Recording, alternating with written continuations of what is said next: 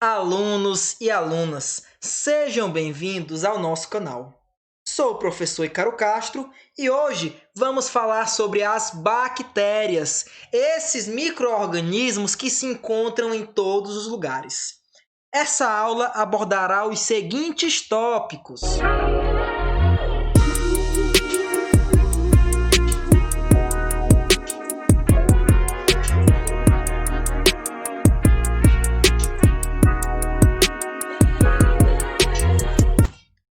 Então, o primeiro ponto que nós temos que ter em mente é que as bactérias são seres vivos. Então, ela está agrupada ou estão agrupados em algum grupo dos seres vivos. Antigamente, as bactérias elas se encontravam agrupadas no reino Monera, uma vez que existiam 5 reinos. O primeiro, Monera. O segundo, o Protista, dos protozoários e algas. O terceiro, dos fungos.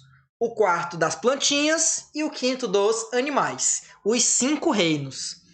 Mas percebeu-se que bactérias e árqueas que se encontravam juntos no reino Monera eram indivíduos totalmente diferentes. E por serem tão diferentes, eles foram separados em domínios diferentes. Então, atualmente, os seres vivos são classificados em 3 domínios. Domínio bactéria, onde se encontram as bactérias, que vamos estudar aqui na nossa aula. O domínio árquea, onde se encontram as árqueas. E o domínio eucária, onde se encontram os eucariotos. Então, bactérias e árqueas, elas são formadas por organismos que são procariotos ou procariontes. O que é isso, professor? Organismos que o material genético ele fica, observem aqui, disperso no citoplasma. Então, aqui essa parte mais clarinha é o citoplasma. E aqui, nessa cor mais avermelhada, é o quê? É o DNA. Nas bactérias e árqueas, o DNA ele fica disperso. Já nos eucariotos, ou seja, no eucária, o DNA fica dentro de uma membrana. Aqui, o nome dessa membrana aqui é núcleo. Então, o núcleo ele guarda o DNA, núcleo ou carioteca. Então, aí vem uma pergunta. Toda bactéria é procarionte? Sim, toda bactéria tem o DNA disperso no citoplasma, enquanto os eucariontes, o DNA se encontra dentro de um núcleo. Então, bactéria é procarionte. Primeira característica desse grupo. Bactérias também são seres unicelulares.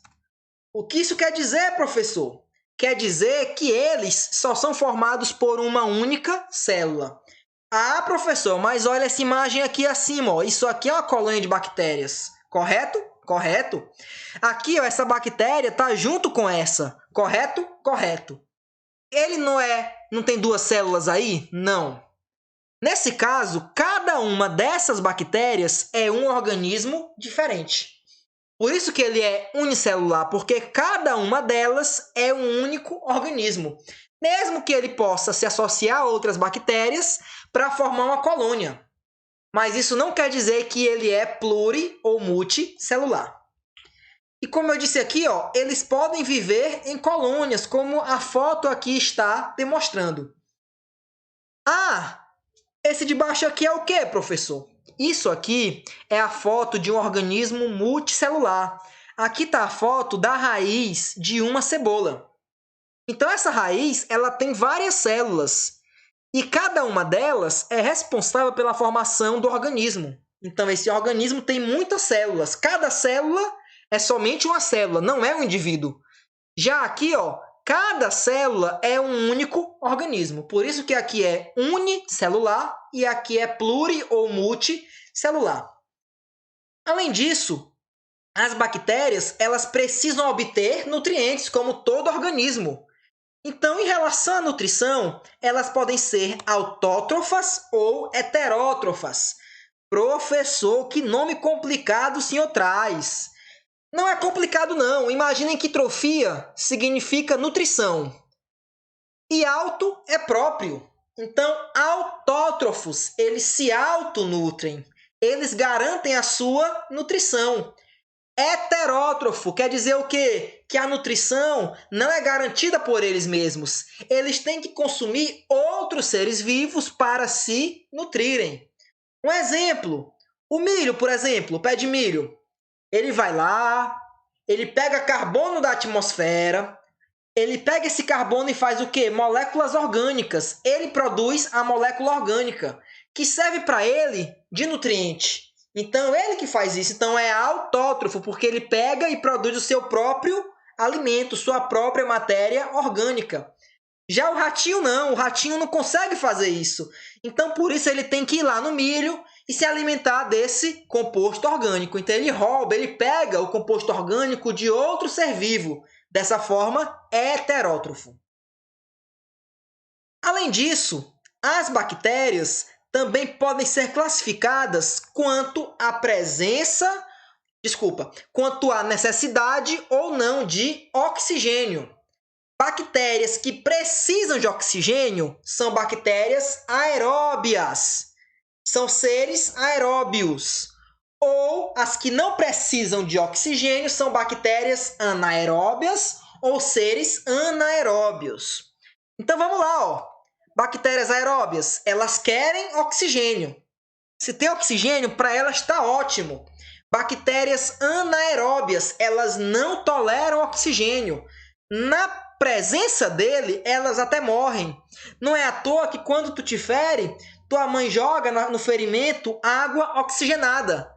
O que é que ela faz? Ela produz oxigênio que mata várias bactérias. Então, esse é uma forma de asepsia. Beleza. Nós temos bactérias que transitam entre os dois lados, que são as aeróbias facultativas. Essas bactérias, elas preferem oxigênio, por isso são aeróbias. Mas, se não tiver, elas vivem também em meio que não há oxigênio, por isso que é aeróbio facultativo.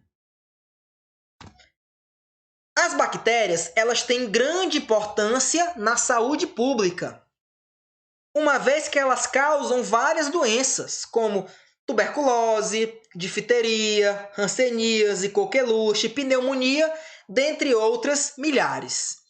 Ah, professor, mas o senhor disse que ela é importante? Só estou vendo coisa ruim. Eu falei que era importante, não disse que era importante positivamente. Uma importância negativa também é uma importância.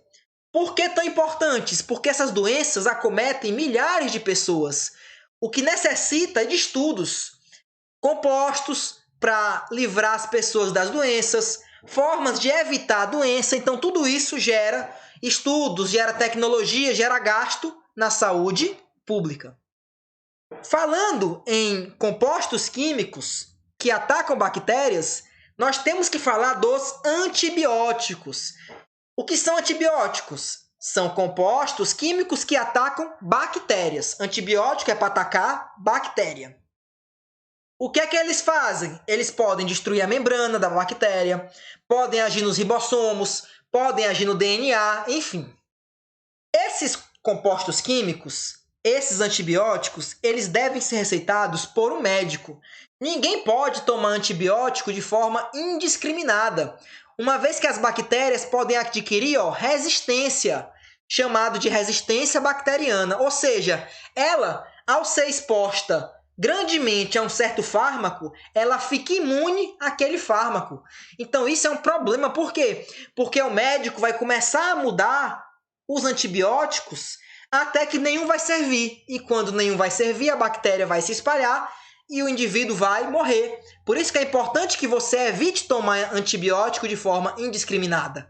Não é qualquer dorzinha na garganta que tem que levar a tomar uma azitromicina, por exemplo. Isso está incorreto. Mas agora, se seu médico passou a cartela de antibiótico, estava com a gargantinha doendo, estava no último estágio, não estava falando, ok, vou passar. Aí ele passou azitromicina, vamos supor. Ah, tomou 2, ficou bom. Vou parar de tomar. Nunca faça isso. Sempre tome o que o médico recomendar, porque muitas vezes, ao tomar o antibiótico em quantidade menor do que o necessário, também pode incentivar a resistência bacteriana. Além disso, Lembrem, as bactérias são fundamentais na empresa, na indústria de alimentos. Por exemplo, ó, o seu iogurte tão gostosinho que você gosta no café da manhã, ele é feito por quem? Por bactérias. As bactérias pegam leite, usam o leite como energia e produzem, como produto da sua alimentação, uma substância chamada ácido lático.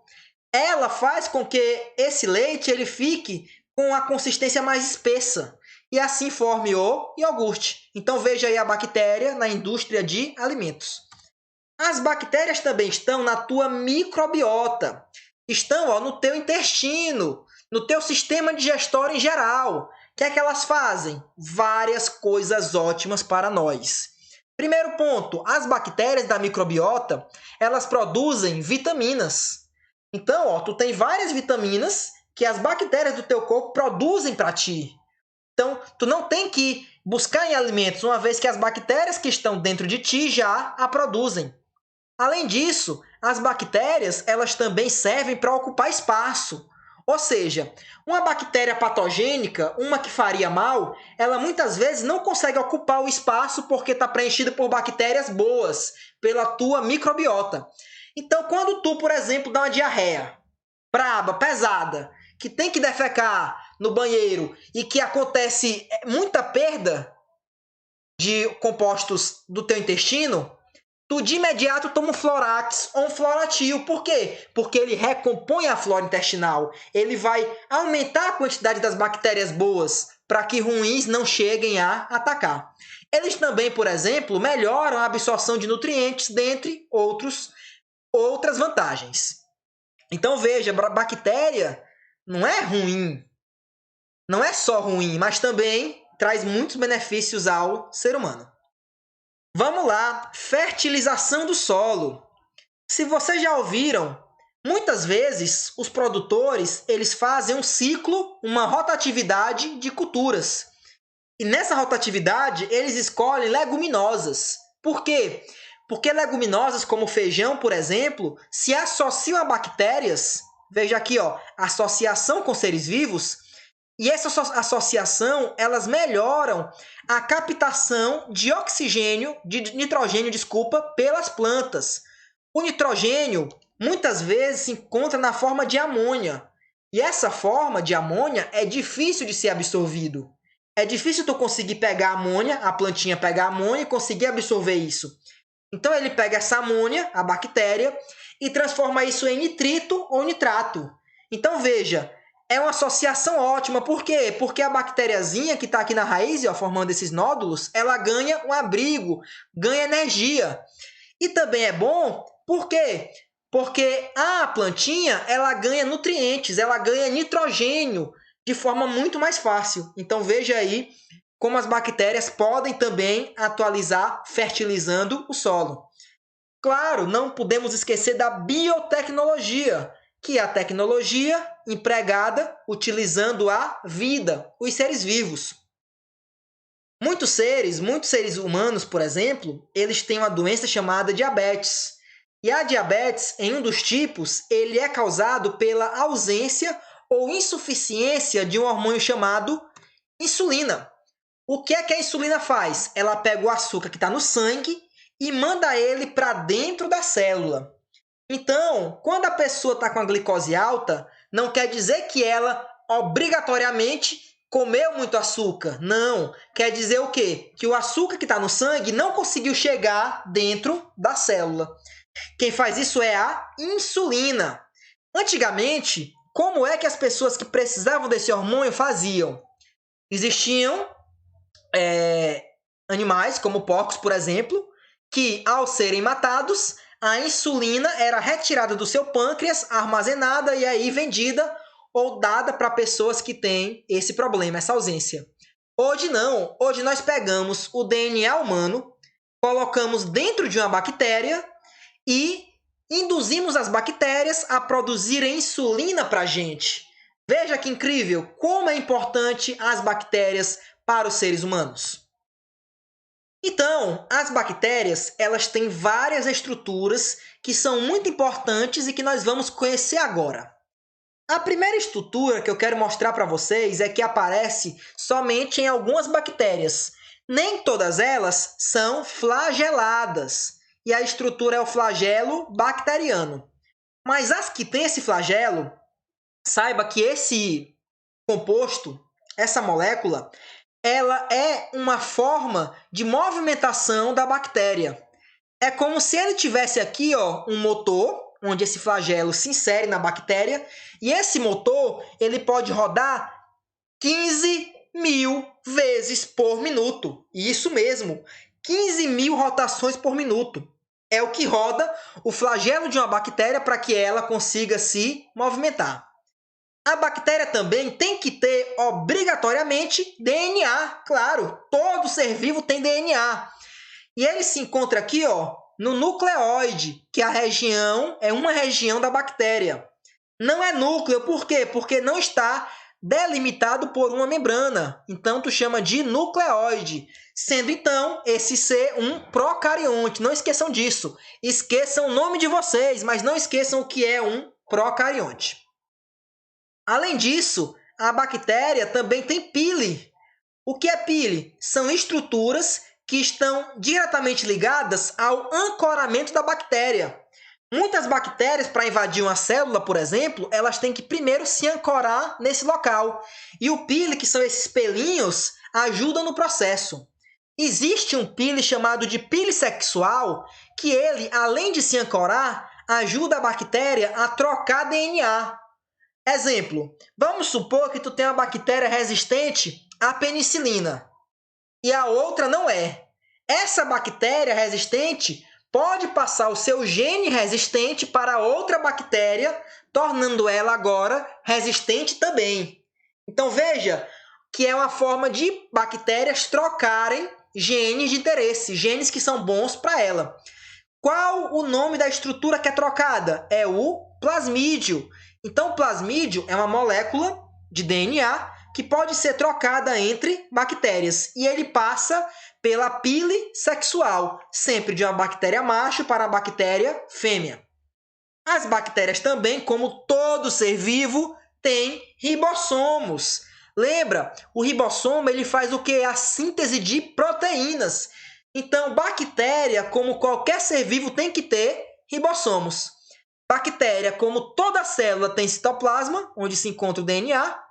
Membrana plasmática, como também toda célula tem. Agora, a bactéria tem parede celular. Nem toda célula tem parede celular. Por exemplo, nós animais somos formados por células que não têm parede celular. Então, a parede é uma estrutura que ela fica logo depois da membrana plasmática, protegendo a bactéria. E nas bactérias, essa parede é feita de peptidioglicano. Guardem bem esse nome na cabecinha de vocês. Nós veremos ele um pouco mais à frente. A bactéria, ela também pode ter uma cápsula. Pode ter ou pode não ter. Isso aqui está diretamente ligado à sua patogenicidade. Bactérias que têm cápsula, elas são muito mais difíceis de serem destruídas. Então, essas podem causar muito mais mal aos seres humanos. Então, é isso, alunos e alunas. Espero que tenham gostado e até a próxima aula.